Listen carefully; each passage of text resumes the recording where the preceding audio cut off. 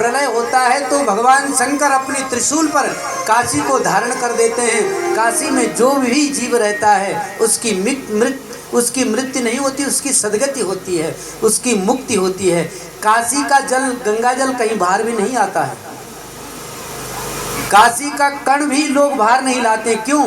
यदि आप काशी का गंगा जल ला गए तो उसमें कुछ कण आएगा, और यदि जिसका एक बार काशी में जन्म हो गया, ये काशी में मृत्यु होगी, उसका कभी पुनर्जन्म नहीं होता है।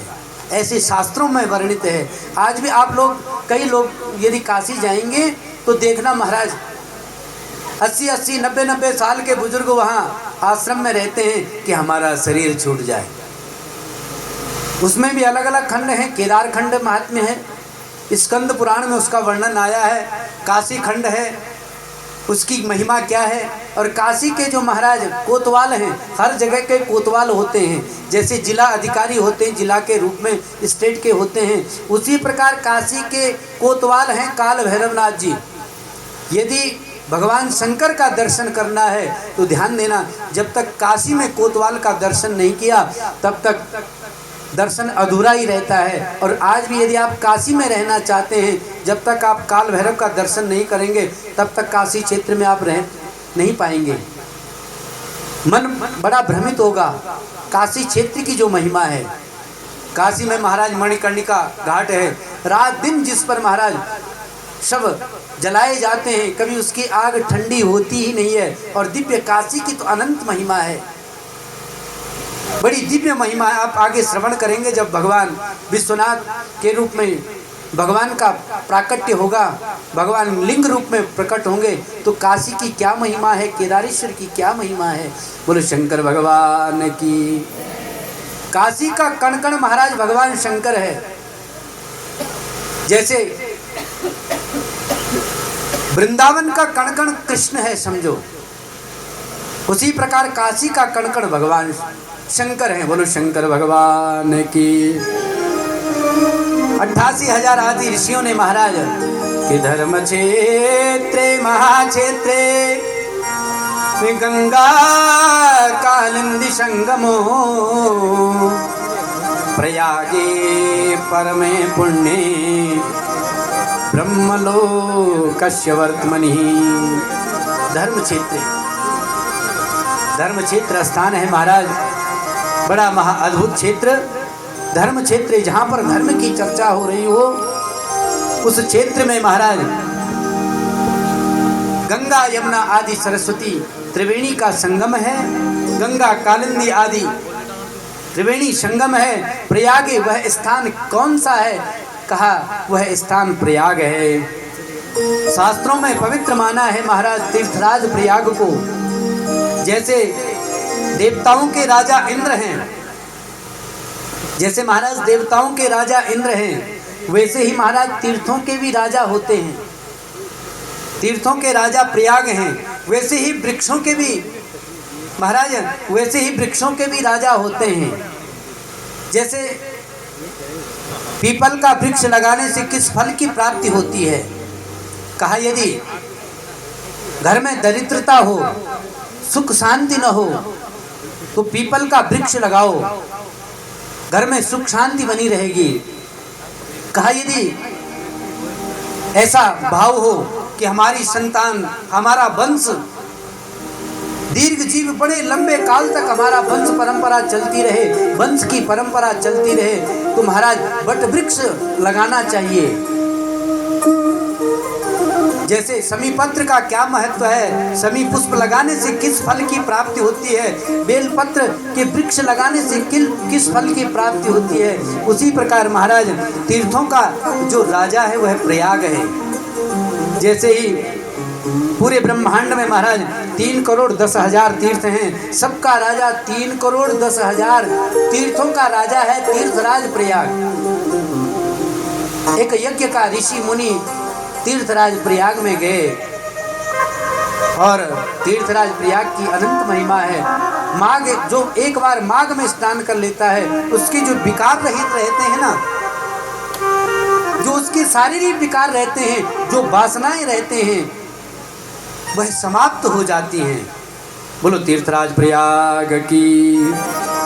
वहाँ एक यज्ञ चल रहा है ऋषियों का एक यज्ञ चल रहा है। समस्त ऋषि मिलकर के गए और ऋषियों ने एक सत्यव्रत नामक यज्ञ किया और यज्ञ करने से महाराज बड़े प्रसन्न कहा, सबकी कल्याण की कामना के लिए यज्ञ का आयोजन किया। बोलो शंकर भगवान की। कि मुनया संसितात्मान सत्य व्रत परायण महोजसो महाभाग महासत्रम निवेतिरे वितेनिरे। सत्र कहते हैं एक अवधि तक, जैसे यह एकादश दिवसीय सत्र है। जैसे राम कथा होती है तो नव दिवसीय सत्र है। देवी भागवत हो तो महाराज 9 दिवसीय सत्र है। श्रीमद् भागवत कथा हो तो 7 दिवसीय सत्र है। उसी प्रकार ऋषि मुनियों ने एक सत्र का आयोजन किया और सत्र का आयोजन करने से महाराज बड़े बड़े अमलात्मा भृगु वशिष्ठस्य वनस्य गौतमो, बड़े बड़े अमलात्मा भगवान के भक्त बड़े बड़े भक्त आए और महाराज इस यज्ञ में इस सत्र में अपनी अपनी आहुति देने लगे। बोलो शंकर भगवान की। कल मैंने कहा था यज्ञ 2 प्रकार के होते हैं, ज्ञान यज्ञ और द्रव्य यज्ञ। महाराज जो जौ तिल और चावलों को घी से मिला दिया जाता है, जौ तिल शक्कर और चावल घी में जो मिश्रित होते हैं और उससे जो वह आहुति होती है वह महाराज ज्ञान यज्ञ है। अब इसे ज्ञान यज्ञ कैसे कहेंगे महाराज? जैसे ज्ञान यज्ञ इसे कहेंगे कि कान को क्या बना दिया हमने, अब इसे यज्ञ कैसे कहेंगे? कथा को हमने महाराज कान रूपी कुंड के द्वारा बुद्धि रूपी अग्नि में प्रवचन रूपी जब सामग्री गई तो महाराज वह एक यज्ञ होने लगा। बोलो यज्ञ नारायण भगवान की। आहुति देने से कोई यज्ञ नहीं होता है कि हम आहुति करें और हम यज्ञ करें। यज्ञ और हवन में होम में अंतर है।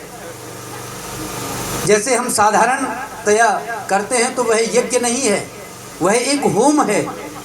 और जहाँ पर बड़ी बड़ी बहुत प्रकार की आहुति दी जाती है, अलग अलग प्रकार की आहुतियों का वर्णन है कि किस कर्म से महाराज हरा जो पत्ता रहता है ना, राई पालक इत्यादि रहता है, पालक की आहुति देने से किस फल की प्राप्ति होती है, शहद की आहुति देने से किस फल की प्राप्ति होती है, लौंग का आहुति देने से किस फल की प्राप्ति होती है।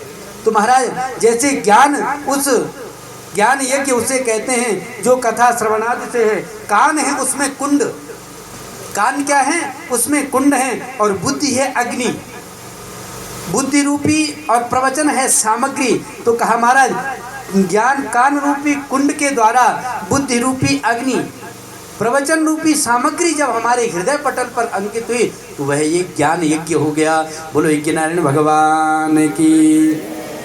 समय को मद्देनजर रखते हुए आज की कथा चामुंडेश्वर भगवान के चरणों में अपने वाणी को विराम।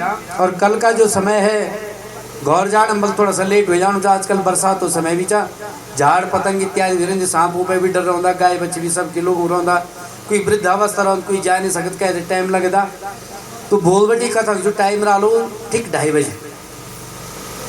बजे आज 3 बजे बेटी, और बोल बटी जो कथा टाइम रहा लो वह 2:30 बजे बेटी 2:30 पर कथा 1 मिनट आरंभ हो।